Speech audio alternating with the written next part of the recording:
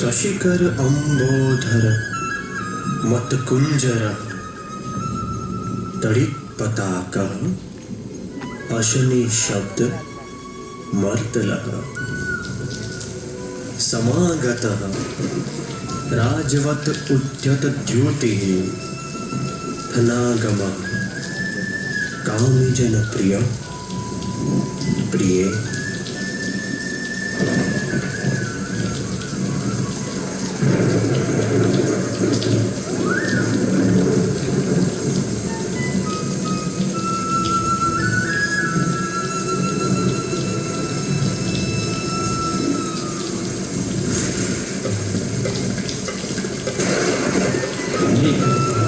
मोहन राकेश, निर्देशक डायना रावत, सहायक दिग्दर्शक जयदीप प्रजापति, संगीत देवल सोनी, ध्रुमिल चौहान, प्रकाश पाठ रावत, चिंतन ठक्कर, एक्टर युवराज गढ़वी, तारिका त्रिपाठी, सोनाली विश्वा, अंकित गजेरा, आशीष राजपूत, दिवेश मिश्रा, पार्थ रूपारेल, सूरज नायक, ओमकार गढ़वी, चिंतन Thakkar, Himadri Joshi, Meghavi Vyas, Namrata Nehlani, Devanshi Mehta, Kunal Bhavsar, Ashish Dave, Upendra Rathore, Bhavya Mejia, production and backstage Moin Qureshi, Shyam Pillai, Bhavya Mejia and student of JG College of Performing Arts. Special thanks Shri Subhash Brahmbhatt, Principal of HK Arts College, Shri Mehul Patel, Shri Bijoy Shivram, Shri Shilpa Thakur, and a student of CPIEF. प्रस्तुत करते हैं नाटक आषाढ़ का एक दिन।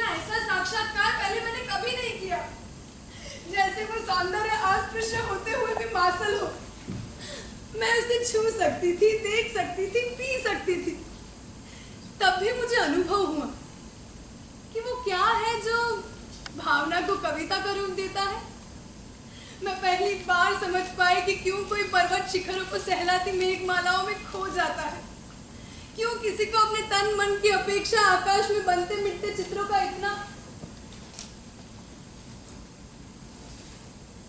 क्या बात है माँ, तुम चुप क्यों? देख रही हो मैं काम कर रही हूँ। काम तो तुम हर समय करती हो, परंतु हर समय इस तरह चुप नहीं रहती। दूध औटा दिया है, शर्करा मिला लो, जाकर पी लो। नहीं, तुम पहले और बताओ। जाकर थोड़ी देर तल पर विश्राम कर लो, मुझे अभी बहुत काम करना बाकी है। नहीं माँ, तकी कहाँ मुझे विश्राम करूं? मुझे तो अभी अपने में बरसती बूंदों के पुलक का अनुभव हो रहा है। रोम अभी तक सीज रहे हैं। तुम बताते क्यों नहीं माँ? तुम ऐसा करोगी तो मैं भी तुमसे बात नहीं करने वाली।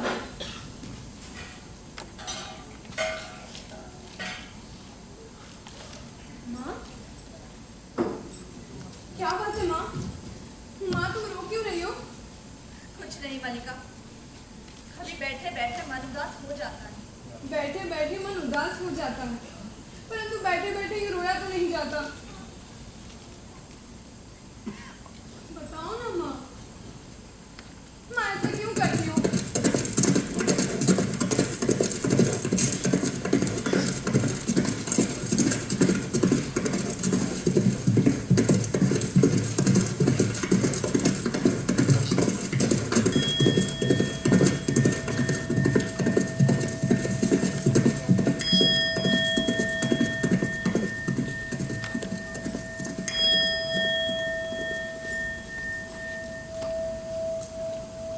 ये कौन लोग हैं माँ? संभवतः राज्य के कर्मचारी। ये लोग यहाँ किस लिए आए हैं? ना जाने किस लिए आए। कभी वर्षों में ये आकृतियां यहाँ दिखाई पड़ती, और जब भी दिखाई पड़ती है कोई ना कोई अनिष्ट होता ही है। कभी युद्ध की सूचना तो कभी महामारी। पिछले वर्ष जब तुम्हारे पिता की मृत्यु हुई तभी आकृतियां मैंने यहाँ पर देखी। आज ये लोग यहाँ किस लिए आए हैं माँ? ना जाने किस लिए आए। अग्निमित्र आज लौट आया था। माँ मैंने तुमसे कहा था अपने मित्र को कहीं भेजने की आवश्यकता नहीं है। तुम जानती हो मैं विवाह नहीं करना चाहती, फिर उसके लिए प्रयत्न क्यों करती हो? तुम्हें लगता है मैं सब निरर्थक प्रलाप करती हूँ? अग्निमित्र ये संदेशा लाया है कि वे लोग इस संबंध में उपस्थित नहीं है। वे कहते हैं कि क्या कहते हैं? क्या अधिकार है उन्हें कुछ भी कहने का? मल्लिका का जीवन उसकी अपनी संपत्ति है। अगर मैं उसे नष्ट करना चाहती हूँ तो किसी और को उस पर आलोचना करने का क्या अधिकार है? मैं तो कहती हूँ मुझे अधिकार है। तुम्हारे दुख की बात मैं समझती हूँ, परंतु मुझे अपराध का अनुभव नहीं होता। मैंने भावना में एक भावना का वर्णन किया है। मेरे लिए वो संबंध बाकी और सब संबंध से बड़ा है, जो कोमल है, पवित्र है, अनश्वर है। और मुझे ऐसी भावना से वितृष्णा होती है। पवित्र, कोमल और अनश्वर। हाँ। माँ तुम मेरा विश्वास क्यों नहीं करती? तुम जिसे भावना कहती हो वो केवल छलना है। भावना में भाव का वर्ण क्या है? मैं पूछती हूँ भावना में भाव का वर्ण क्या होता है? इससे जीवन की आवश्यकता किस तरह पूरी होती है? भावना में भाव का वर्ण क्या है? हाँ। सच तो ये है माँ कि राम के अन्य लोगों की तरह तुम भी उन्हें संदेह और वितृष्णा की दृष्टि से राम के अन्य लोग उसे उतना नहीं जानते जितना मैं जानती हूँ। मैं उससे घृणा करती हूँ। अन्य लोगों को उससे क्या प्रयोजन है? परंतु मुझे है। उसके प्रभाव से मेरा घर नष्ट हो रहा है। माँ का जीवन भावना में ही कर्म है। उसे घर में बहुत कुछ करना होता है। हम जिएंगे नीरज साहब, हम जिएंगे। एक बात से आहत होकर हम अपने प्राण नहीं देंगे। हमारा शरीर कोमल है तो क्या हो, हम पीड़ा सह सकते हैं। अगर एक बाण प्राण ले सकता है तो उंगली में कोमल स्पर्श प्राण दे भी तो सकता है। हम कल फिर वनस्थली में घूमेंगे, कोमल दुर्वा खाएंगे ना। ये आहत नीरज शाह, यहाँ ऐसा कौन है जिसने इसे आहत किया? क्या दक्षिण की तरह यहाँ आज ग्राम भी? प्रांतर में कई नई आकृतियां देख रहा हूं। राज्य के कुछ कर्मचारी आए हैं। मल्लिका, थोड़ा दूध हो तो किसी भाजन में ले आओ।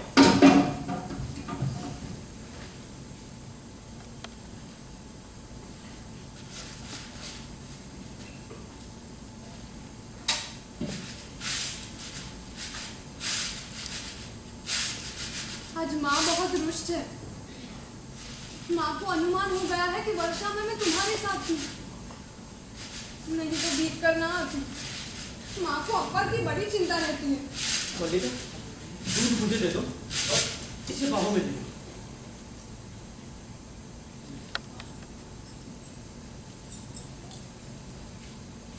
ऐसे ऐसे, हाँ, अब हम धीरे धीरे स्वस्थ हो जाएंगे, है ना? ऐसे। दूध पिलाकर इसके मांस को और भी कोमल कर लेना चाहते हो क्या? जहाँ तक मैं जानता हूँ हम लोग परिचित नहीं। तुम्हारा एक अपरिचित घर में आने का साहस कैसे हुआ?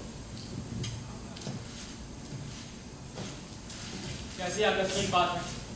ऐसा ही प्रश्न मैं तुमसे पूछना चाहता था। हमारा कभी का परिचय नहीं, फिर भी मेरे पास से आज हिरण को उठा ले आने में तुम्हें जरा सा संकोच ना हो? ये तो बहुत द्वार तक रक्त बिंदुओं के चिन्ह बने हुए हैं, अन्यथा इन बादलों से घिरे हुए दिन में मैं तुम्हारा अनुसरण ना कर पाता। देख रहा हूँ कि तुम इस प्रदेश के निवासी नहीं हो। अरे वाह, मैं तुम्हारी दृष्टि की प्रशंसा करता हूँ। मेरी वेशभूषा इस बात का परिचय देती है कि मैं यहाँ का निवासी नहीं। मैं तुम्हारी वेशभूषा को देखकर नहीं कह रहा। हाँ, तो मेरी ललाट की रेखा को देखकर कह रहे हो, है ना? जान पड़ता है ये चोरी के अतिरिक्त सामुद्रिक का भी अभ्यास करते हो। ऐसा लांछन लगाने में तुम्हें लज्जा नहीं आती? देवी, क्षमा चाहता हूँ, परंतु क्या है, ये हिरण शावक मेरे बाणों से आहत हुआ है। हाँ, तो ये मेरी संपत्ति हुई, है ना? तो मुझे विश्वास है कि आप मुझे मेरी संपत्ति अवश्य लौटा कर देंगे। इस प्रदेश में हिरणों का आखेट नहीं होता है। तुम यहाँ के नहीं हो, इसलिए इतना पर्याप्त है कि हम इसके लिए तुम्हें अपराधी न माने।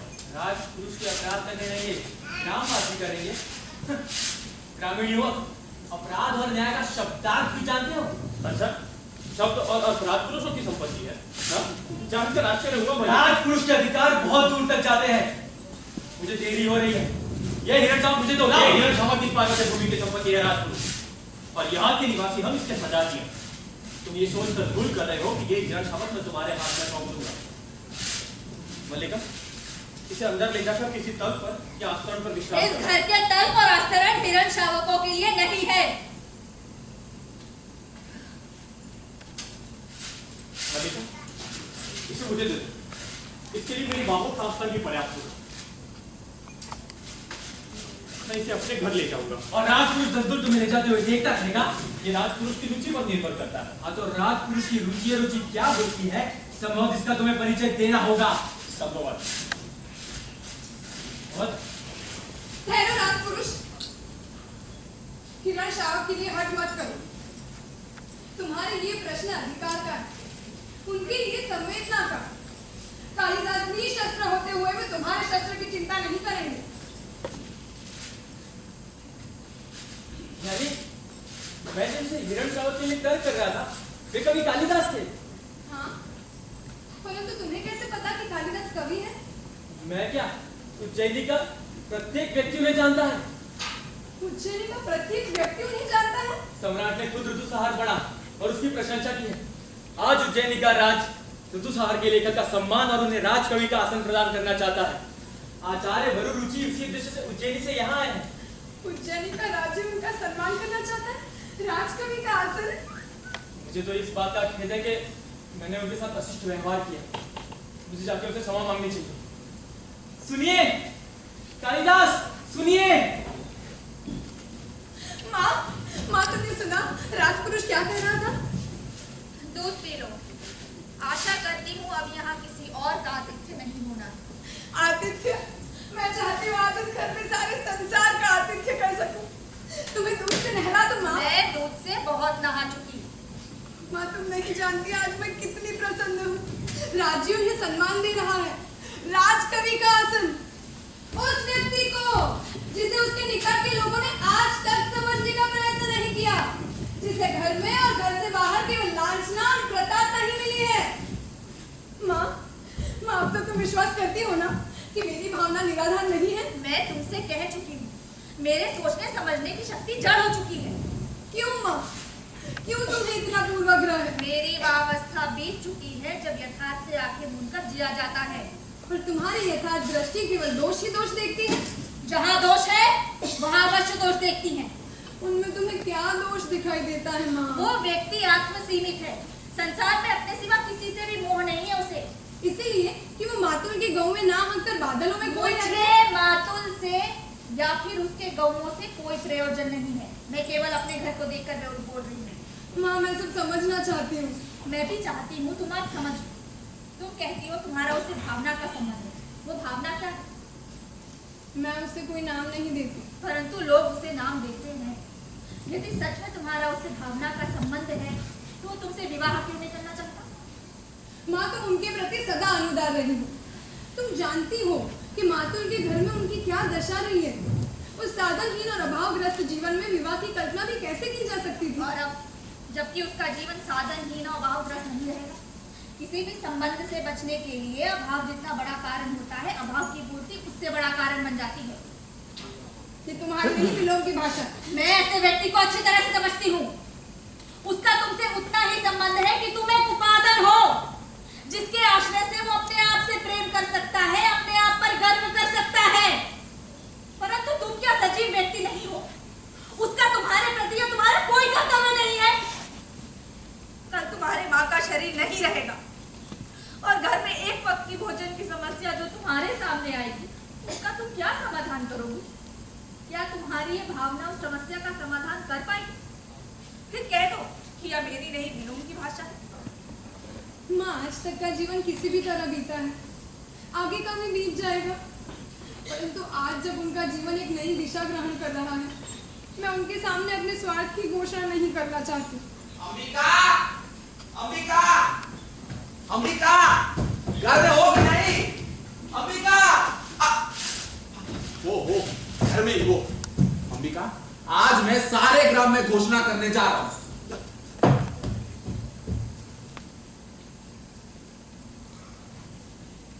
अरे मुझसे कोई पूछे तो मैं कहूं, कोई नहीं पूछेगा तो भी मैं कहूंगा। आज मैं सारे ग्राम में घोषणा करने जा रहा हूं कि मेरा इस कालिदास नामधारी जी से कोई संबंध नहीं है। क्या हुआ है आर्य मातुल? अरे मैंने इसे पाला, पोसा, बड़ा किया, क्या इसी दिन के लिए कि वो इस तरह कुलद्रोही बने? पर सुना है कि राज्य उन्हें सम्मान दे रहा है। उज्जैनी से आचार्य आए हैं। वही तो कह रहा हूं, उज्जैनी से आचार्य आए हुए हैं। परंतु आप तो कह रहे अरे हैं मैं ठीक कह रहा हूँ। आचार्य कल ही उसे अपने साथ उज्जैनी ले जाना चाहते हैं, किंतु वे राज के सम्मान को स्वीकार ही नहीं करना चाहते। मेरी तो समझ में नहीं आता है। अरे सम्मान मिलता है तो ग्रहण करो, पर नहीं तो कविता का मूल्य ही क्या है? कविता का कुछ मूल्य है आर्य मातुल, तभी तो सम्मान का भी मूल्य है। मैं समझती हूँ उनके हृदय में ये सम्मान कहाँ चुकता है। मैं तुम्हें विश्वास दिलाती हूँ मातुल, वो उज्जैनी अवश्य जाएगा। अवश्य जाएगा? वे सब इसके अनुचर हैं जो उसकी अभिस्तुति करके उसे अपने साथ ले जाएंगे। सम्मान प्राप्त करने पर सम्मान के प्रति उदासीनता व्यक्ति के महत्व को बढ़ा देती है। और तुम्हें तो प्रसन्न होना चाहिए कि तुम्हारा भाग्य लोक नीति में भी निष्णात है। ये लोक नीति है तो मैं तो कहूंगा कि लोक नीति और मूर्ख नीति दोनों का एक ही अर्थ है। मातुल, आप अभी तक यहाँ है और आचार्य आपकी वहाँ प्रतीक्षा कर रहे हैं। मैंने तुमसे क्या कहा? जब तक मैं लौट कर वापस ना आऊं तुम आचार्य के पास ही रहना। परंतु ये भी तो कहा था कि आचार्य विश्राम कर चुके हो तो आपको सूचना दे दूं। अरे पर तुमसे कहा आचार्य ने कहा है कि वो आपके साथ इस सारे ग्राम प्रदेश में घूमना चाहते हैं। मेरे साथ घूमना चाहते हैं? जिस प्रदेश ने कवि कालिदास की कविताओं को जन्म दिया है। कालिदास की कविता, जाने इतने बड़े आचार्य को इसकी कविता में क्या विशेषता दिखाई देती है? अंबिका, इस व्यक्ति को सामान्य लोक व्यवहार तक का तो ज्ञान नहीं और तुम लोक नीति की बात करती हो। और मैं अरे नहीं मैं जा रहा हूँ। तो अभी मर रहे आचार्य आपको आपके साथ उज्जैन ले जाने के लिए आए। सुनकर जल्दी सिंगारी से दृष्टि से मुझे देखा। मैं राज के मुद्राओं से कृत होने के लिए नहीं, राज के मुद्राओं की बिना में धुली जा रही हूँ और चल दिए।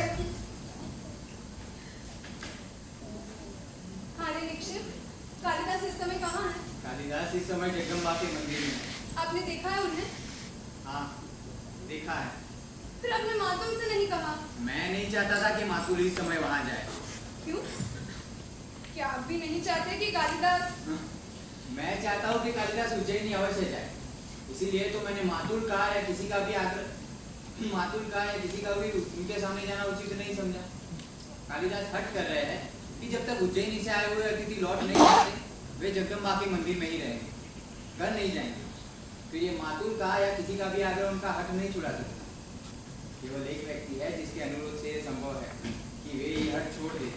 इस घर में किसी का भी उसके हट छोड़ने या ना छोड़ने से कोई प्रयोजन नहीं है।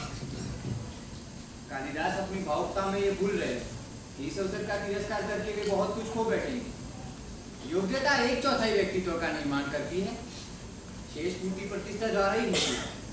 कालिदास को उज्जैनी अवश्य जाना चाहिए। तो इसमें बाधा क्या है? बाधा ये है कि उनके न जाने के हट के मूल में कई गहरी कटुता की रेखा है। मैं जानती हूँ वो रेखा क्या है। कुछ समय पहले उनका सामना एक राजपुरुष से हुआ था। उस कटुता को केवल तुम ही दूर कर सकती हो मल्लिका। अवसर किसी की भी प्रतीक्षा नहीं करता। कालिदास अगर राजधानी नहीं जाते तो राजधानी को कोई हानि नहीं पहुंचती। राजकवि का आसन रिक्त भी नहीं रहेगा। संभवतः कालिदास जो आज है जीवन पर वही रहे, एक स्थानीय कवि। जो लोग आज ऋतु सहार की इतनी प्रशंसा कर रहे हैं, हो सकता है कि वो कुछ दिनों में उन्हें भूल जाए। नहीं, उन्हें इस सम्मान का तिरस्कार नहीं करना चाहिए। ये उनके व्यक्तित्व का सम्मान है। चलिए, मैं आपके साथ जगदम्बा के मंदिर में चलती हूँ।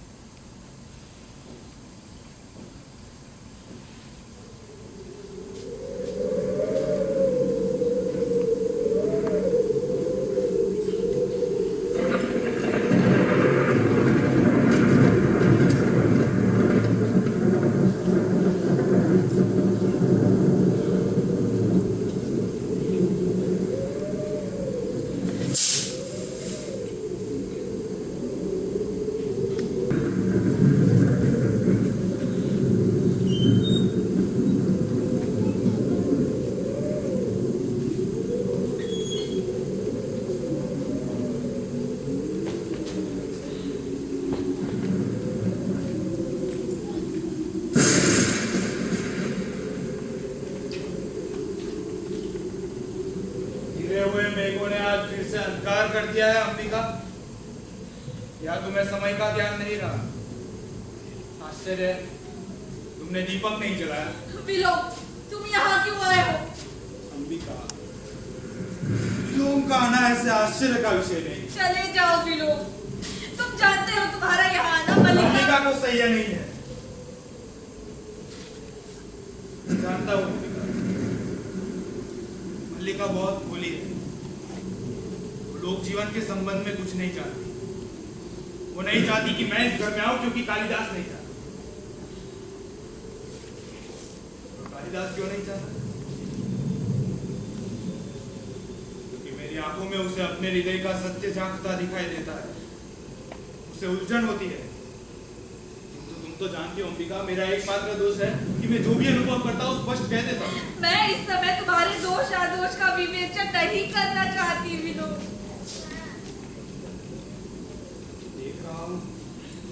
इस समय तुम बहुत दुखी हो, और तुम दुखी कब नहीं रहे अंबिका? तुम्हारा तो जीवन ही पीड़ा का इतिहास है। पहले से कहीं दुखी होगी। सुना है कालिदास उज्जैनी जा रहा है? मैं नहीं जानती।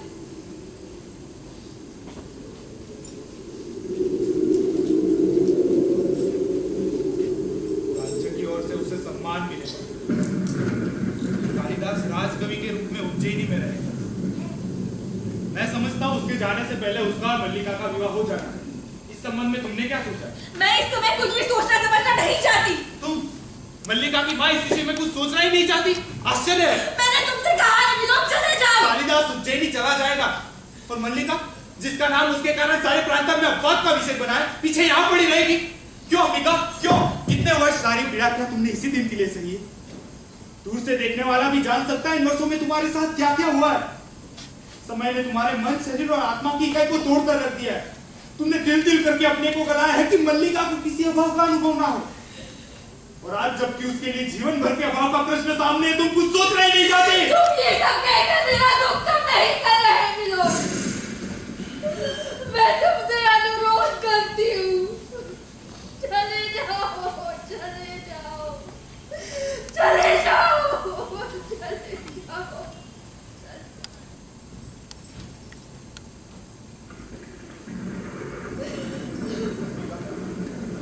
मैं इस समय अपना तुम्हारे पास होना बहुत आवश्यक समझता हूँ। मैंने ये सब बातें तुमसे नहीं उससे कहने के लिए आया। मैंने मल्लिका को जगदम्बा के मंदिर की ओर जाते हुए देखा। आशा कर रहा हूँ मल्लिका के साथ अब भी आएगा। मैं यही उसकी प्रतीक्षा करना चाहता हूँ। अधिक प्रतीक्षा नहीं करनी पड़ेगी। मैं जानता हूँ कब और क्यों मेरे साक्षात्कार के लिए उत्सुक होते हो।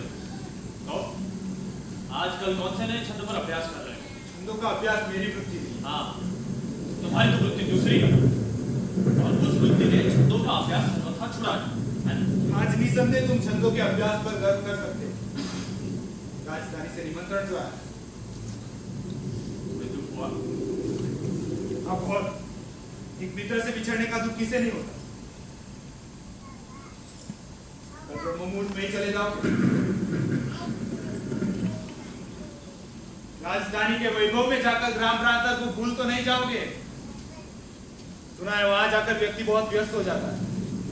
वहां कई तरह के आकर्षण है, रंगशाला है, मदिरालय और तरह तरह की विलास भूमियां।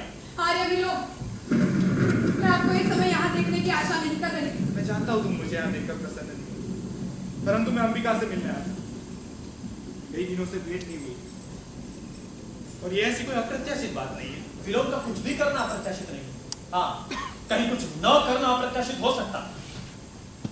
ये वास्तव में प्रसन्नता का विषय था कि हम दोनों एक दूसरे को इतनी अच्छी तरह से समझते हैं। निसंदेह मेरे स्वभाव में ऐसा कुछ भी नहीं जो तुमसे छिपा। विलोम क्या है? एक असफल कालिदास और कालिदास एक सफल विलोम। हम पे एक दूसरे के बहुत निकट। निसंदेह सभी विपरीत एक दूसरे के बहुत निकट पड़ते हैं। विलोम अच्छा, तो तुम इस सत्य का स्वीकार करो। तो उस निकटता के अधिकार से मैं तुमसे एक प्रश्न पूछ सकता हूँ। आज ग्राम प्रांतर में कालिदास और मल्लिका के संबंध को लेकर बहुत कुछ कहा जाता आ रहा है। उसे दृष्टि में रखते हुए क्या यह उचित नहीं है कि कालिदास ये स्पष्ट बता दे कि उसे उज्जैन अकेले जाना है या विलोम, तुम कुछ भी सोचने के लिए स्वतंत्र हो, परंतु मैं सिर्फ इतना जानता हूं कि मुझे ये ग्राम प्रांत छोड़कर उज्जैन जाने का तरीका वो नहीं। निसंदेह तुम्हें ऐसा मोह क्यों होगा? एक साधारण व्यक्ति को हो सकता है, तुम्हें क्यों होगा? लेकिन मैं केवल इतना जानना चाहता हूं कि यदि ऐसा हो, क्षण भर के लिए यदि कल्पना कर ली जाए कि तुम जाने का निश्चय कर लो, तो उस स्थिति में क्या ये उचित नहीं है कि मल्लिका। आर्य विलोक, आप अपनी सीमा से आगे बढ़कर बात कर रहे हैं। मैं बच्ची नहीं हूँ, अपना भला बुरा सब समझती हूँ। आप संभवतः ये नहीं समझ रहे कि आप यहाँ इस समय अनचाहे अतिथि के रूप में उपस्थित है। अनुभव करने की मैंने आवश्यकता नहीं समझी।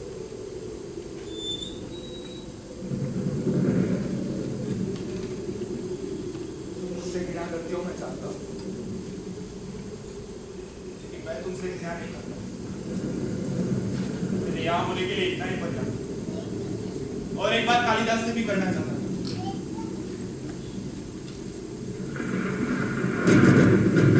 कालिदास से बहुत निकट, लेकिन मैं कालिदास को तुमसे भी अधिक जानता हूँ।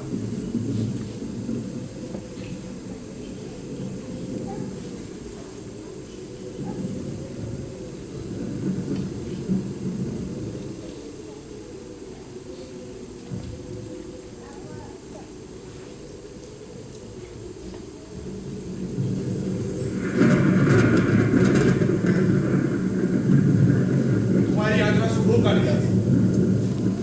तुम जानते हो विलोम तुम्हारा ही शुभ चिंतक है।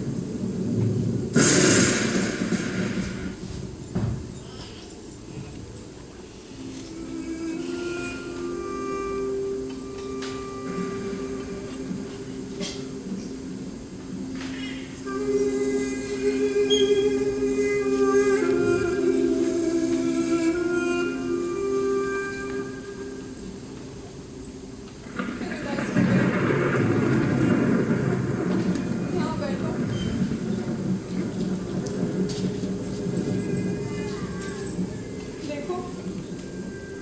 मुझे वचन दे चुके। मल्लिका तो पूरी तरह नहीं समझ रही। प्रश्न सम्मान और राजस्व स्वीकार करने का नहीं है। उससे कहीं एक बड़ा प्रश्न मेरे सामने है। और वो प्रश्न मैं हूं ना। तुम मुझे जानते हो ना। तुम्हें लगता है तुम इस अवसर को ठुकरा कर यहाँ रह जाओगे तो मुझे सुख होगा। मैं जानती हूँ तुम्हारे चले जाने से मेरे अंदर कोई रिक्तता छालेगी।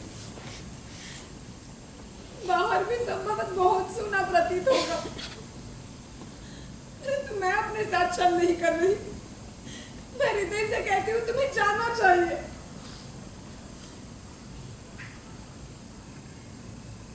चाहता हूँ इस समय तुम अपनी आंखें देख सकती मल्लिका। मेरी आंखें इसलिए गीली है कि तुम मेरी बात नहीं समझ रहे कालिदास। मेरा विश्वास करो, तुम यहाँ से जाकर यहाँ से दूर नहीं हो जाओगे। यहाँ ग्राम प्रांतन में रहकर तुम्हारी प्रतिभा को विकसित होने का अवसर कहाँ मिलेगा। यहाँ लोग तुम्हें नहीं समझते। वो सामान्य की कसौटी पर तुम्हारी परीक्षा करना चाहते हैं। विश्वास करते हो ना कि मैं तुम्हें जानती हूँ कि कोई भी रेखा तुम्हें घेर ले तुम घेर जाओगे। मैं तुम्हें घेरना नहीं चाहती, इसलिए कहती हूँ जाओ। मल्लिका, प्रश्न तुम्हारे घेरने का नहीं है। मैं अनुभव करता हूँ कि ये ग्राम प्रांतर मेरी वास्तविक भूमि है। मैं कई सूत्रों से इस भूमि से जुड़ा हुआ हूँ। इन सूत्रों में तुम हो, यहाँ के मेघ है, हरियाली है, हिरणों के बच्चे हैं, पशुपाल है। मल्लिका, यहाँ से जाकर मैं इस भूमि से उखड़ जाऊंगा। मेरा विश्वास करो, तुम यहाँ से जाकर यहाँ से दूर नहीं हो जाओगे। यहाँ के मेघ, यहाँ के हिरणों के बच्चे सबको तुम अपने साथ ले जाओ। और मैं भी तो तुमसे दूर नहीं हो जाऊंगी। जब भी तुम्हारे निकट होना चाहूंगी पर्वत शिखर पर चली जाया करूंगी और दूर से आती मेघमालाओं में खो जाया करूंगी।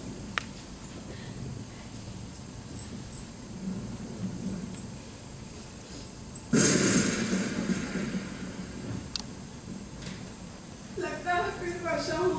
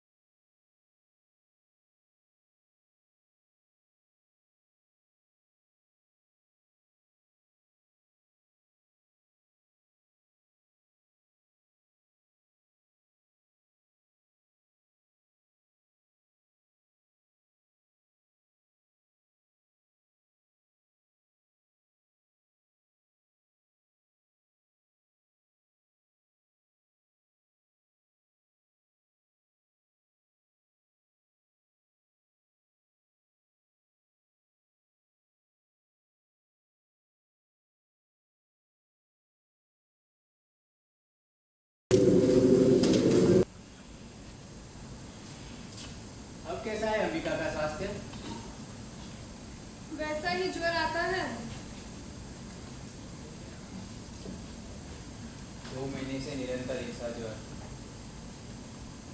वास्तव में अम्मी का बहुत चिंता करती है।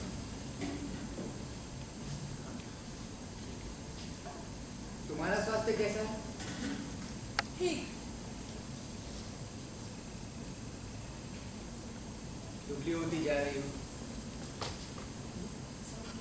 बहुत दिनों से राजधानी की ओर से कोई व्यक्ति भी नहीं आया। कभी कभी सोचता हूँ कि एक बार उज्जैनी जाकर उनसे मिल आऊं। क्यों?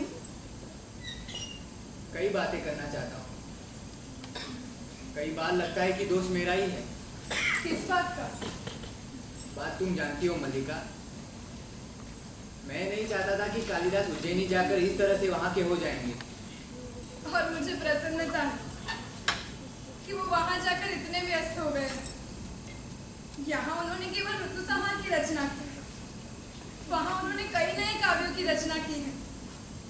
उज्जैनी से आते व्यवसायियों ने कहा वहां उनकी एक और काव्य की बड़ी चर्चा है, परंतु उसकी प्रत उसे नहीं मिल पाई। यूं तो सुना है कि उन्होंने कई नाटकों की भी रचना की है जो उज्जैनी की रंगशालाओं में खेले गए हैं। फिर भी क्या? फिर भी मुझे कहते हुए दुख हो रहा है कि उन्हीं व्यवसायियों के मुंह से और भी तो कई बातें सुनी थी। व्यक्ति जब उन्नति करता है तो उनके नाम के साथ कई तरह के अपवाद जुड़ने लगते हैं। मैं अपवाद की बात नहीं कर रहा। सुना ये भी तो था कि गुप्त वंश की राजदुहिता से उस राजदुहिता से उनका विवाह हो चुका है। माँ? माँ तुम ठीक हो?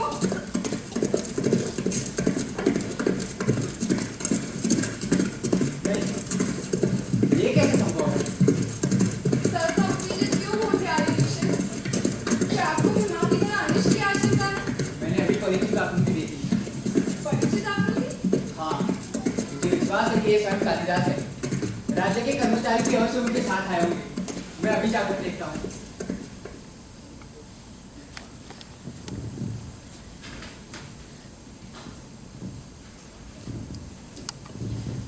आज इतने दिनों के बाद तुम लौट कर आए हो। सोचा था तुम आओगे तो वैसा ही दिन होगा, वैसा ही अंधेरा सा दिन होगा, वैसी ही वर्षा होगी, वैसे ही वर्षा में मैं भीगूंगी और कहूंगी मैंने तुम्हारी सब रचनाएं पढ़ी हैं। उज्जैनी से आते व्यवसायियों को कितना कितना कहकर मैंने तुम्हारी ये प्रत मंगवाई है। सोचती थी तुम्हें मेघदूत की पंक्तियां गा गा कर सुनाऊंगी।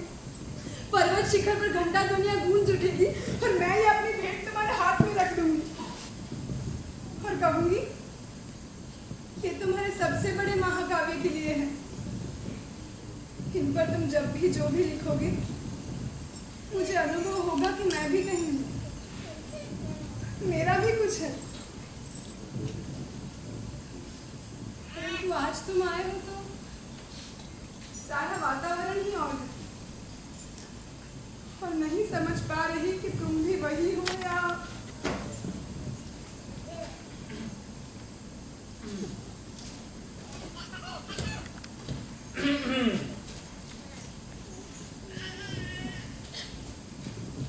मुझे विश्वास है कि इस समय मैं देवी मल्लिका के सामने खड़ा हूँ। जी कहिए। देव मातृगुप्त के अनुचरों का अभिवादन स्वीकार कीजिए देवी। देव मातृगुप्त?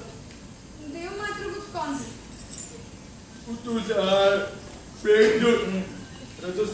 मेघदूत, कुमार संभव एवं रघुवंश के प्रणेता कविंद्र।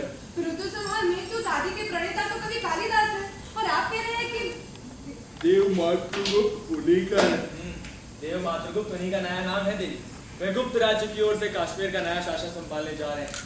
तो ऐसे गौरवपूर्ण अवसर पर आप अपने पेश गुरु और वस्तु विन्यास में कुछ परिवर्तन अवश्य समझेंगी। तो यह कार्य हम दोनों अपने हाथों संपन्न किए देते हैं देवी।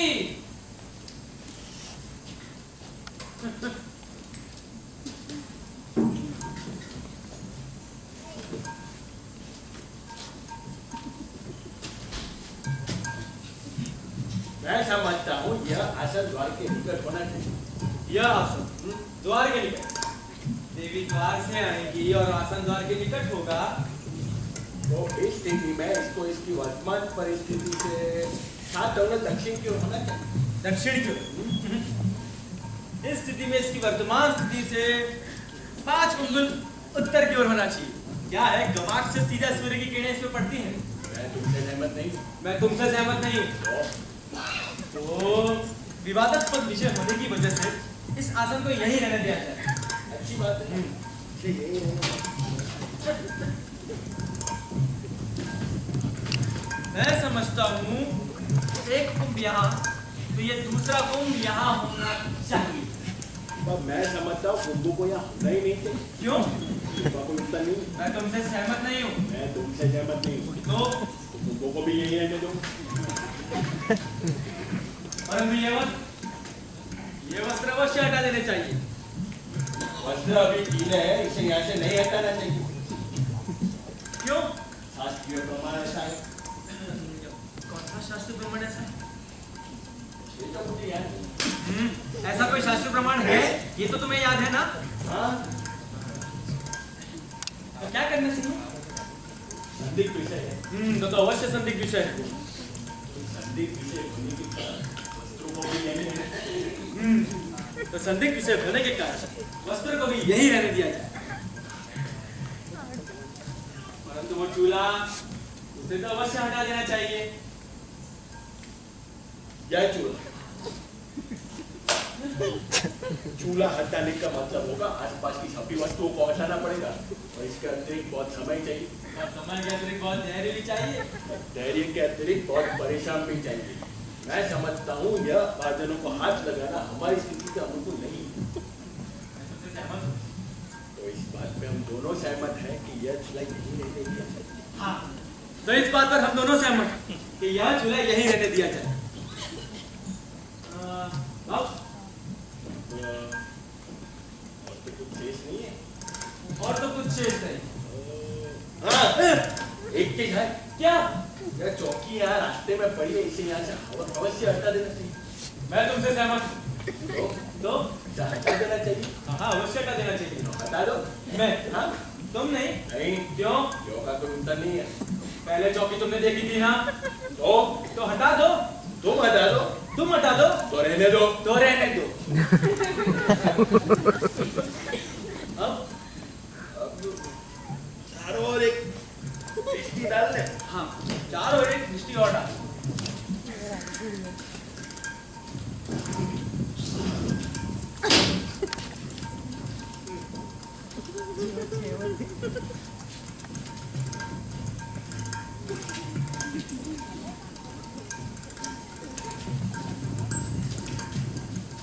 अरे दृष्टि पर रहने दीजिए, देवी बाहर आ गई है। देवी बाहर आ गई है? हाँ।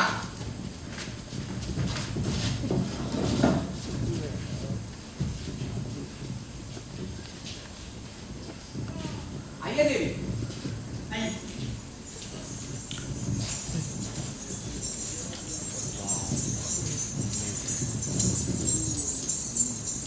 आप बाहर जाकर विश्राम करें। जी देवी। देवी, मैंने आपसे कहा था ना, इस प्रदेश की सबसे सुंदर, सबसे भोली और सबसे विनित लड़की। आइए देवी, आसन ग्रहण कीजिए। आर्य मातुल, आप बाहर जाकर विश्राम करें। पर देवी, मैं तो आपकी सेवा के लिए आया हूँ।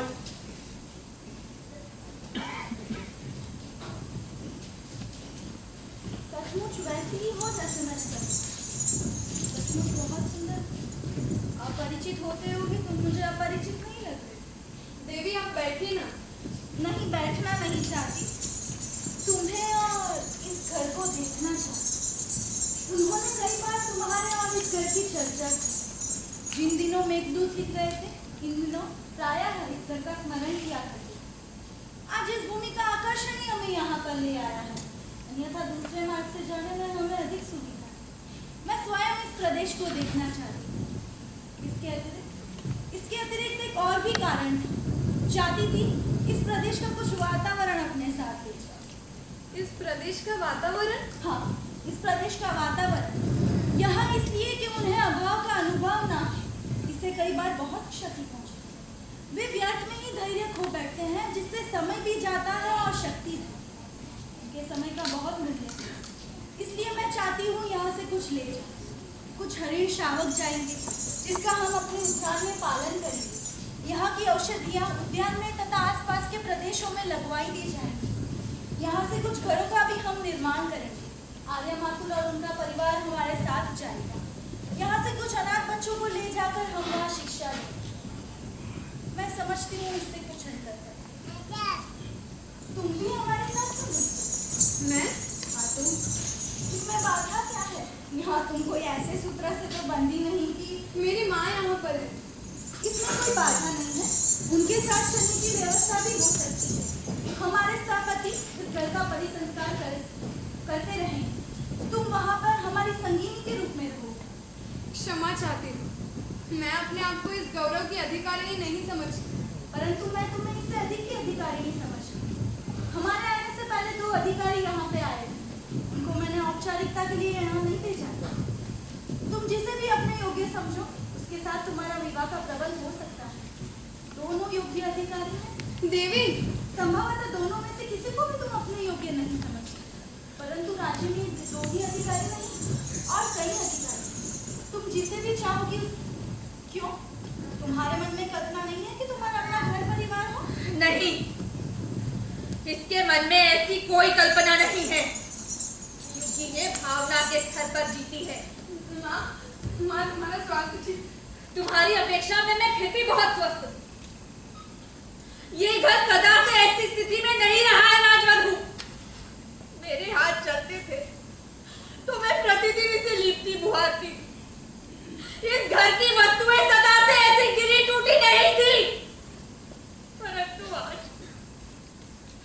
आज हम दोनों माँ बेटी यहाँ टूटी सी पड़ी रहती। ये सब इसलिए क्योंकि मैं आपका कष्ट समझ सकती हूँ। हमसे जो बन पड़ेगा उसकी सहायता हम करेंगे।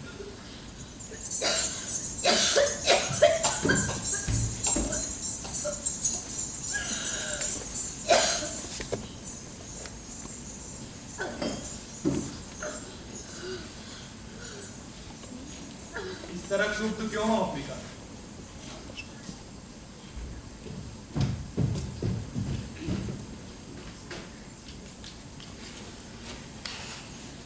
राजकीय पगडुली घर में पड़ी है, ऐसा अवसर हर किसी के जीवन में कहाँ आता है? ये अवसर देखने के लिए ही तो मैंने आज तक का जीवन जिया। इतना बड़ा सौभाग्य हमारे शुद्ध जीवन में कहाँ समा सकता है? चलो मैं स्वयं चल के इस ग्राम में इस सौभाग्य की घोषणा करती। हमारा दुख और अभाव कितना बड़ा फल लाए कि आज राज्य के स्थापति हमारे घर की बीतियों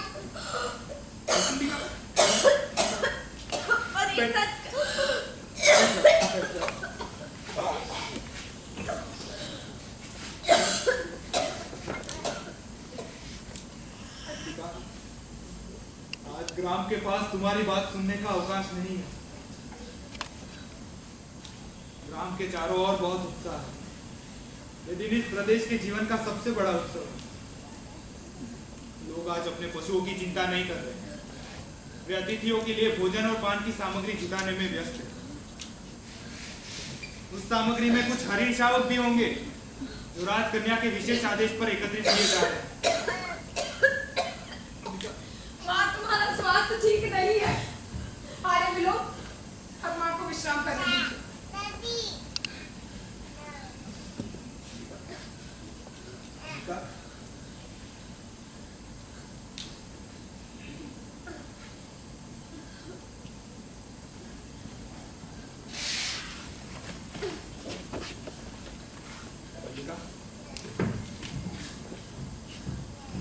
अंबिका का ख्याल रखना। ग्राम का उत्सव कोलाहल उसके मन को और भी अशांत कर देगा।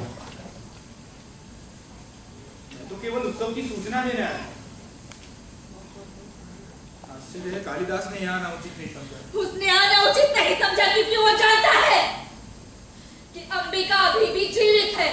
आर्य विलोक, मैं आपसे अनुरोध करती हूँ, अपनी समय यहाँ ठहरने की हद ना करो। चला जाता हूँ। मैं नहीं चाहता मेरे कारण यहाँ कोई ऐसी स्थिति उत्पन्न हो। लेकिन क्या ऐसी स्थिति उत्पन्न हो सकती है? क्यों अंबिका, मेरे यहाँ रहने से क्या ऐसी स्थिति उत्पन्न हो सकती है? जानती थी, अब से नहीं तब से जानती थी। वो आता तो मुझे आश्चर्य होता, परंतु अब मुझे आश्चर्य नहीं होता, प्रसन्नता होती है।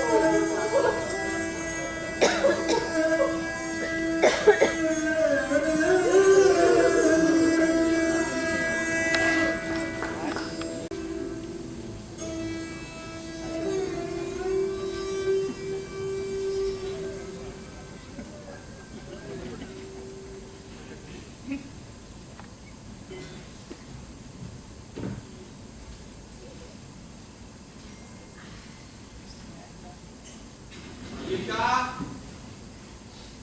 मल्लिका। कौन है? मैं हूं मातुल।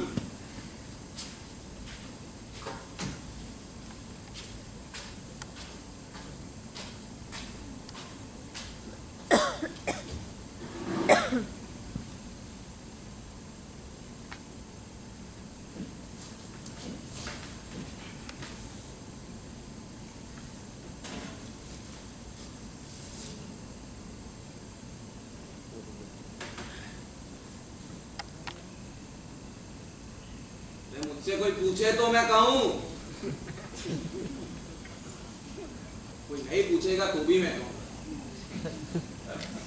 पता है मल्लिका, कि राज प्रासाद में रहने से अधिक कष्टकर स्थिति संसार में हो ही नहीं सकती। अरे आगे देखते हैं तो प्रतिहारी जा रहे हैं, अब पीछे देखते हैं तो प्रतिहारी आ रहे हैं। सच कहता हूं, मुझे तो अब तक पता ही नहीं चल पाया कि मैं प्रतिहारी के पीछे चल रहा हूं या प्रतिहारी मेरे पीछे चल रहे हैं। और पता है इससे भी अधिक कष्टकर स्थिति क्या थी? जिन व्यक्तियों को मेरा आदर से उनके सामने सिर झुकाने का मन करता था, अरे वो व्यक्ति मेरे आगे सिर झुकाते थे, मेरे सामने।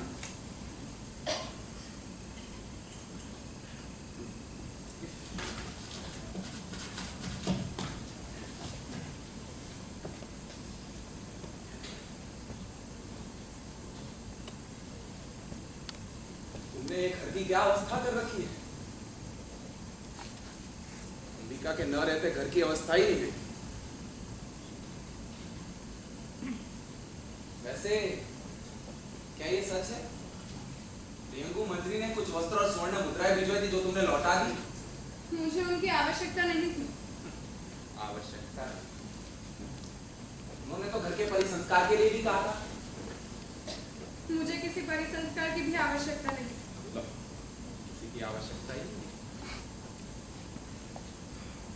तुमने कश्मीर का समाचार तो सुना ना? समाचार ये है कि वहां के सम्राट का निधन हो गया है। विद्रोही शक्तियां सिर उठा रही है। वहीं से आए हुए काद सैनिक ने मुझसे कहा कि कालिदास ने कश्मीर छोड़ दिया है। क्या? उन्होंने कश्मीर छोड़ दिया है और अब पुनः उज्जैनी चले गए हैं? अरे नहीं नहीं, वो उज्जैनी नहीं गया। वहां के लोगों का तो कहना है कि उसने संन्यास ले लिया, काशी चला गया है। नहीं, ये सत्य नहीं हो सकता। मेरा हृदय इस बात को स्वीकार करने के लिए तैयार नहीं है। मैं क्या कहता था कि मैं जो भी कहूं वो कभी सत्य हो ही नहीं सकता। काशी गया तो भी मैं झूठा, नहीं गया तो भी मैं झूठा। खैर, ये तो सच है।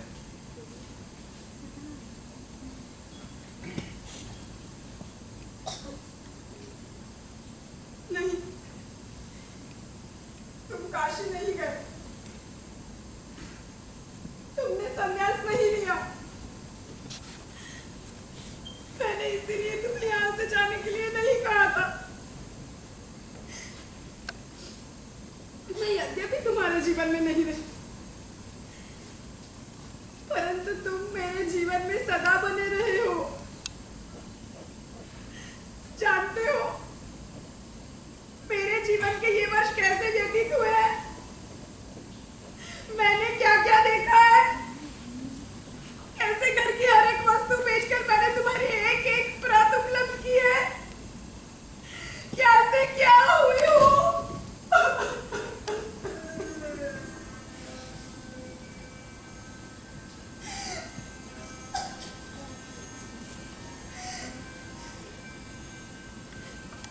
इस जीव को देखते हो, पहचान सकते हो, ये मल्लिका है जो धीरे धीरे बड़ी हो रही है और माँ के स्थान पर मैं उसकी देखभाल करती हूँ। ये मेरे अभाव की संतान है। जो बात तुम कहे वो कोई और नहीं हो सका। जानते हो मैंने अपना नाम खोकर एक विशेषण पाया है और अब मैं अपनी दृष्टि में नाम नहीं केवल विशेषण हूँ। उज्जैनी से आते व्यवसायियों ने कहा कि उज्जैनी में अपवाद है। हमारा बहुत सा समय वारांगनाओं के सहवास में व्यतीत होता है, परंतु तुमने वारांगना का ये रूप भी देखा है। आज तुम मुझे पहचान सकते हो। मैं आज भी उसी तरह पर्वत शिखर पर जाती हूँ, मेघदूत की पंक्तियां पढ़ती हूँ। मैंने अपने भाव के कोश को कभी रिक्त नहीं होने दिया, परंतु मेरे अभाव की पीड़ा का अनुमान लगा सकते हो तुम। लगा सकते हो। परंतु मैंने ये सब सह लिया, इसीलिए मैं लौट कर भी अनुभव कर रही थी कि तुम बन रहे हो।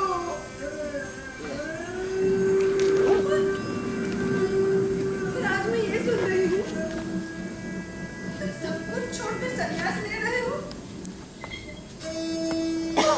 नष्ट हो रहे हो, उदासी। मुझे मेरी सपना के बोझ से इस तरह वंचित कर दोगे तुम, इस तरह।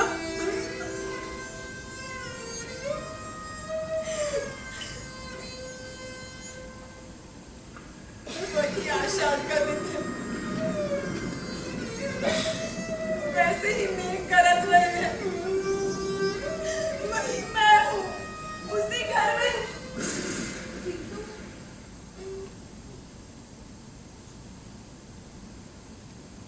आश्चर्य।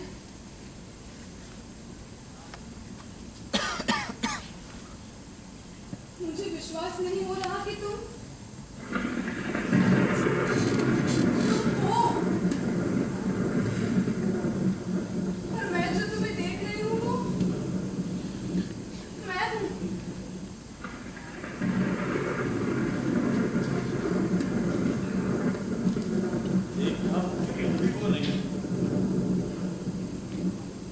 सब कुछ बदल गया।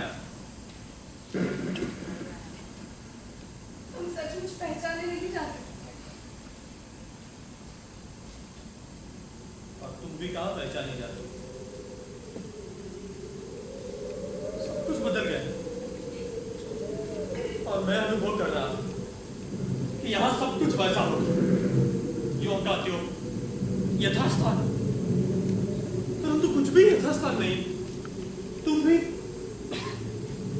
भी अपरिचित लग रही हो। इसीलिए संभव है दृश्य उतना नहीं बदला जितनी मेरी दृष्टि बदल गई है। थके हो? यहाँ आओ, बैठो, बैठो ना।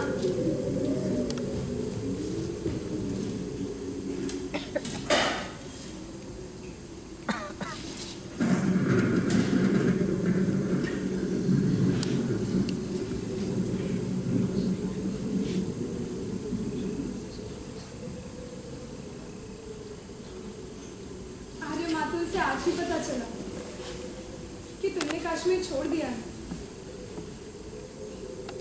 हाँ, क्योंकि सत्ता और प्रभुता का मोह छूट गया। आज मैं उस सबसे मुक्त हूं जो वर्षों से मुझे कष्ट था। कश्मीर में लोग समझते हैं कि मैंने संन्यास ले लिया, परंतु मैंने संन्यास नहीं लिया। मैं तो केवल मातृगुप्त के कलेवर से मुक्त हुआ ताकि कालिदास के कलेवर में पुनः जी सकूं। यहाँ की एक एक वस्तु में जो आत्मीयता थी वो मुझे यहाँ से जाकर कहीं नहीं मिली। यहाँ के गेरों की आकृतियां, यहाँ की बादशाह, यहाँ के तुम। अब तुम्हारी आंख, जाने के दिन तुम्हारी आंखों का जो रूप देखा वो आज तक मेरी स्मृति में है। मैं अनुभव क्या करूं कि मैं जब कभी यहाँ पर लौट कर आऊंगा, यहाँ सब कुछ वैसा, सब कुछ, परंतु सब कुछ बदल गया।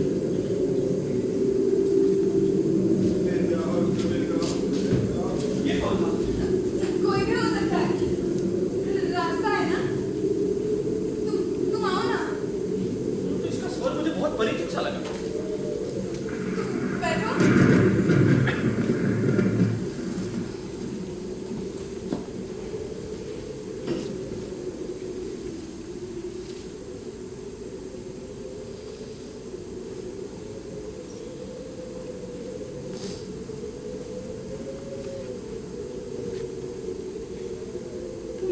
के संबंध में बात कर रहे थे?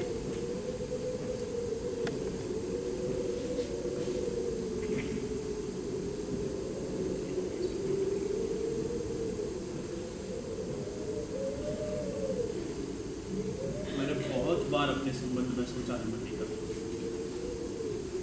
और मैं हर बार इस निष्कर्ष पर पहुंचा हूं कि अंबिका ठीक कहती थी। मैं यहां से क्यों नहीं जाना चाहता? इसका एक कारण यह भी था कि मुझे अपने पर विश्वास नहीं था। मन में कहीं आशंका थी कि वो वातावरण मुझे छा लेगा और मेरे जीवन की दिशा बदल देगा।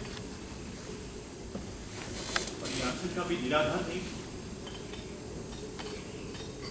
मैंने कई बार अपने को विश्वास दिलाया था कि कभी उस वातावरण में नहीं, कभी मुझ में मैं अपने को बदल लूं तो मैं सुखी हो सकता, परंतु न तो मैं बदल सका और न मैं सुखी हो सका। अधिकार मिला, सम्मान बहुत मिला, मैंने जो कुछ भी लिखा उसकी प्रतिलिपियां देश भर में पहुंच गई, परंतु फिर भी मैं सुखी नहीं हुआ। कई बार अपने को आश्वासन देता कि आज नहीं तो कल मैं परिस्थितियों पर वश पा लूंगा, परंतु जिस कल की मुझे प्रतीक्षा थी वो कल कभी आया ही नहीं।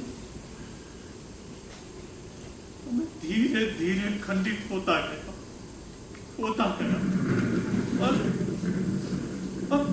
और एक दिन मैंने पाया कि मैं सर्वथा टूट गया हूं मल्लिका, मैं सर्वथा टूट गया हूं, मैं टूट गया मल्लिका, मैं सर्वथा टूट गया।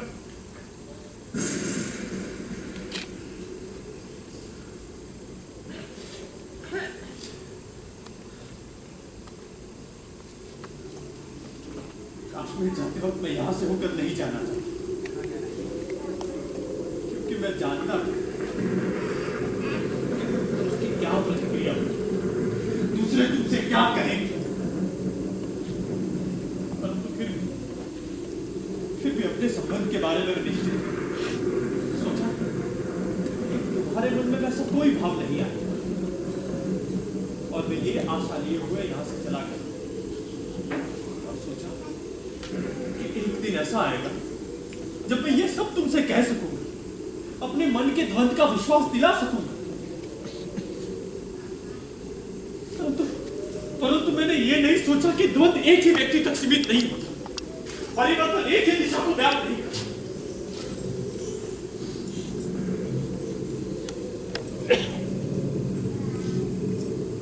कुमार संभव की उमा तुम, मेघदूत के यक्ष की पीड़ा मेरी पीड़ा, अभिज्ञान शकुंतलम में शकुंतला के रूप में तुम ही मेरे सामने। मैंने जब जब लिखने का प्रयत्न किया तुम्हारे और मेरे जीवन को फिर चमका। मुझे वर्षों पहले यहाँ लौट आना चाहिए, ताकि यहाँ वर्षा में भीग कर लिखता जो वर्षों से मेरे अंदर आशा के मेघों की तरह घुमड़ रहा है, परंतु बरस नहीं पाए, क्योंकि उसे ऋतु नहीं मिली, उसे वायु नहीं मिली।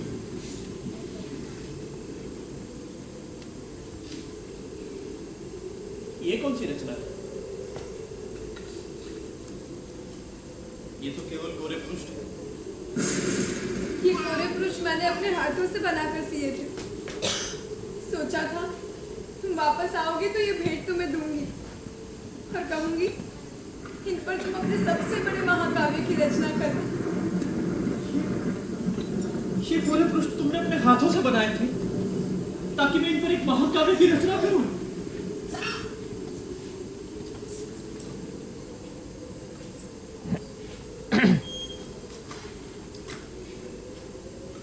स्थान पर इन पर पानी की बूंदें पड़ी, निसंदेह वर्षा की बूंदें नहीं है।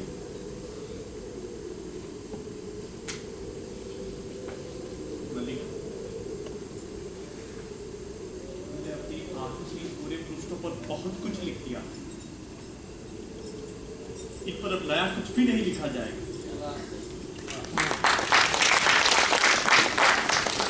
पर एक महाकाव्य का सर्जन हो चुका है, अनंत सर्गों की एक महाकाव्य। इस पर अब नया कुछ भी नहीं लिखा। परंतु मल्लिका, इसके आगे भी तो जीवन शेष है ना? हाँ? हम अथा से आरंभ कर सकते हैं, है ना? ये किसके रोने का शब्द है? ये मेरा वर्तमान है कालिदास। तो भैया अभी तो हम कर रहे हैं।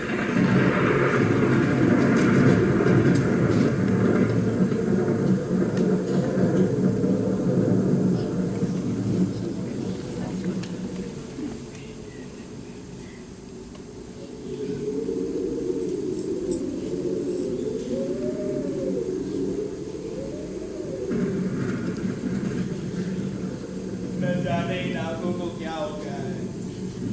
कभी अपरिचित आकृति बहुत परिचित जान पड़ती है और कभी परिचित आकृति भी बहुत अपरिचित लगती है। बदल गई, परंतु व्यक्ति आज भी वही हो।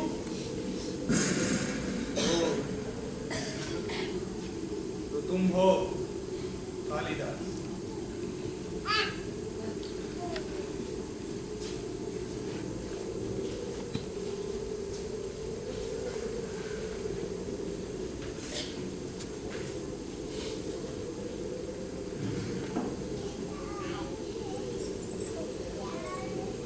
आकस्मिक बात है कालिदास।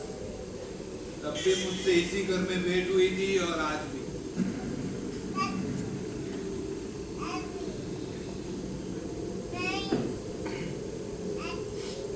मल्लिका, तुमने कालिदास के आतिथ्य का उपक्रम नहीं किया? इतने वर्षों के बाद कोई अतिथि आए और उसका आतिथ्य ना हो। जानती नहीं कालिदास को इस प्रदेश के अरण्यशावकों का कितना मोह है।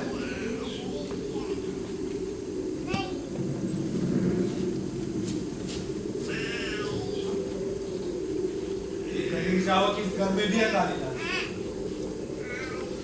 तुमने मल्लिका की बच्ची को नहीं देखा? उसकी आंखें किसी अरण्यशावक से कम सुंदर नहीं। और जानते हो अष्टावक्र क्या कहता है?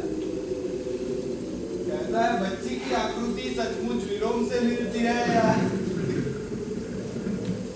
चलो देखो, यहाँ से चले जाओ विलोम। चला जाओ, क्योंकि तुम लौट कर आए हो। क्योंकि वर्षों से छोड़ी हुई भूमि तुम्हें आज अपनी प्रतीत होने लगी है। क्योंकि तुम्हारा अधिकार शाश्वत है।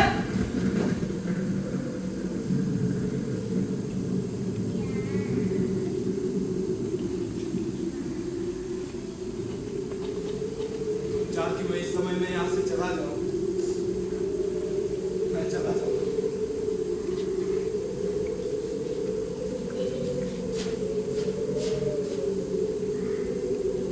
इसलिए नहीं कि तुम आदेश देते हो, परंतु इसलिए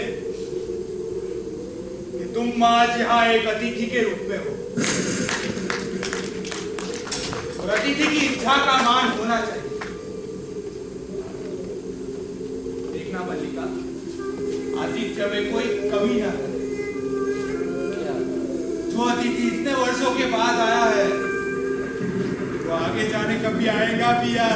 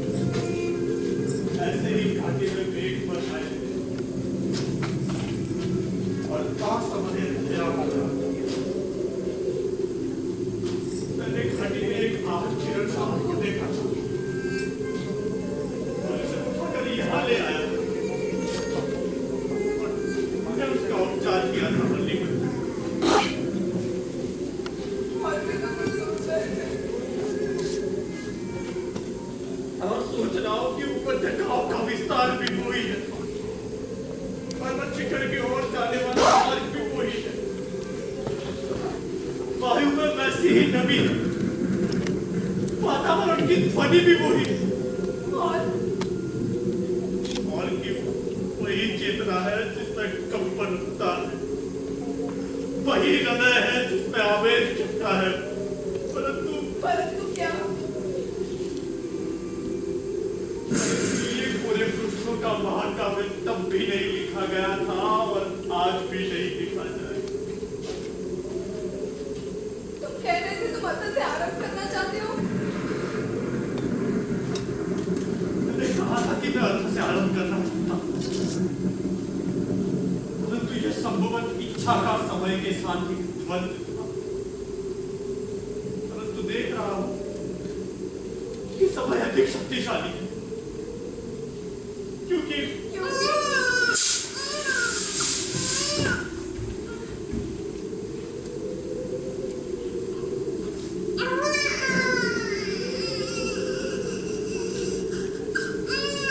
वो किसी की प्रतीक्षा नहीं करता, किसी की प्रतीक्षा नहीं करता।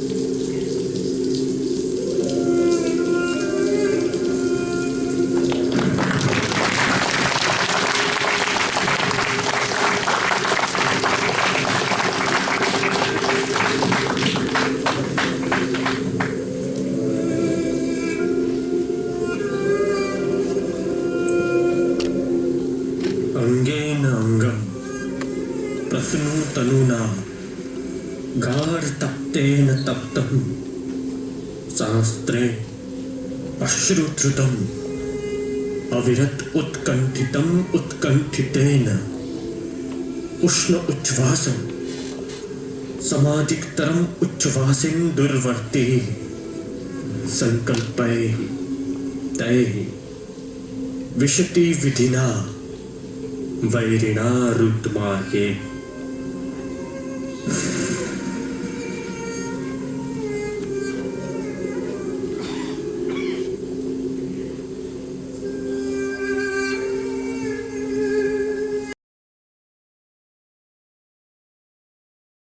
Also helping him was Chintan Thakkar. Music, Deval Soni. Drumil Chauhan. Special thanks to Principal Shri Subhash Bhai Brahmat, to Shri Mehul Bhai Patel from the HK Auditorium, to Professor Shilpa Thakur for all the help, and students of City Pulse Institute of Film, Gandhinagar. The actors: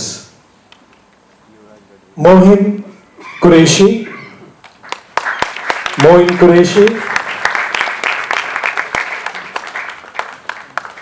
Bhavya Majetia, Upen Rathod, Ashish Dave, Kunal Bhavsar, Devanshi Mehta,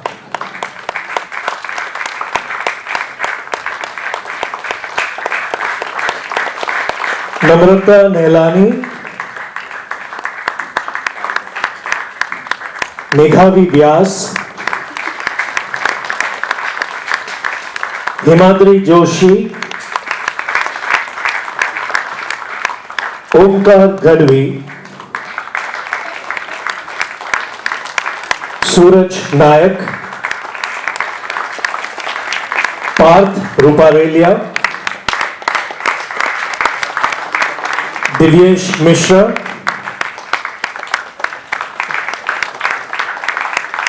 Ashish Rajput, Ankit Gajera,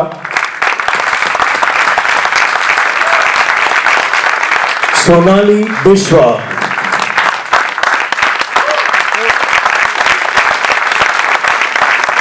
Tarika Tripathi.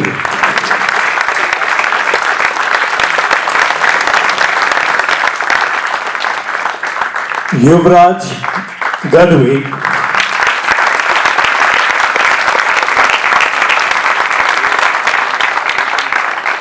Assistant Director of the play, Jaideep Prajapati. And ladies and gentlemen, the director of the play, Srimati Diana Rawal.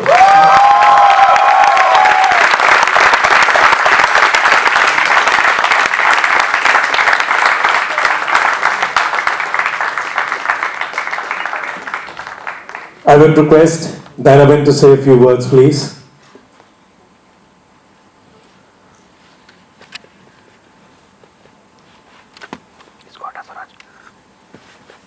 Thank you. Thank you very much, all of you all, for being a very nice audience. But before I forget to thank a few people who have been really helping me these days, I don't think so everything will be complete. Shri Bijoy Shivram, the principal of Bachelor Faculty, JG College of Performing Arts. He has been a pillar of strength and support to all of us.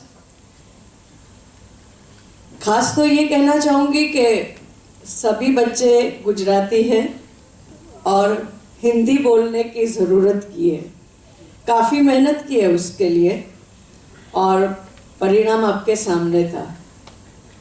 एक ऐसा मन में ठाना है कि अगर performing arts college है तो कुछ ऐसे नाटकों का मंचन किया जाए जो आम तौर पे नहीं होता है, क्योंकि एक तरफ होता है क्लासिक ड्रामा और दूसरी तरफ होता है commercial drama.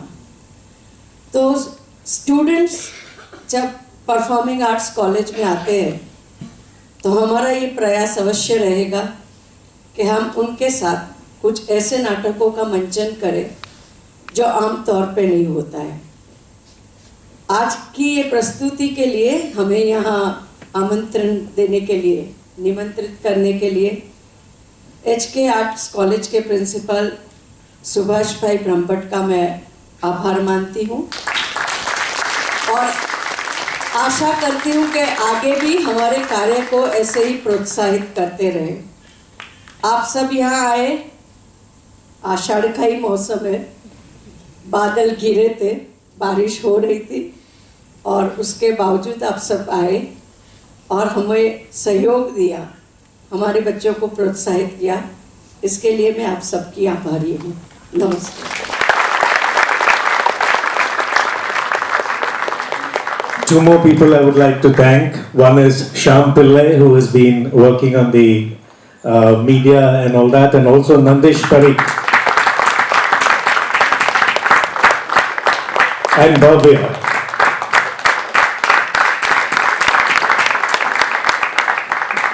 Thank you very much, friends. Thank you for being here this evening. Good night. Shubh Ratri.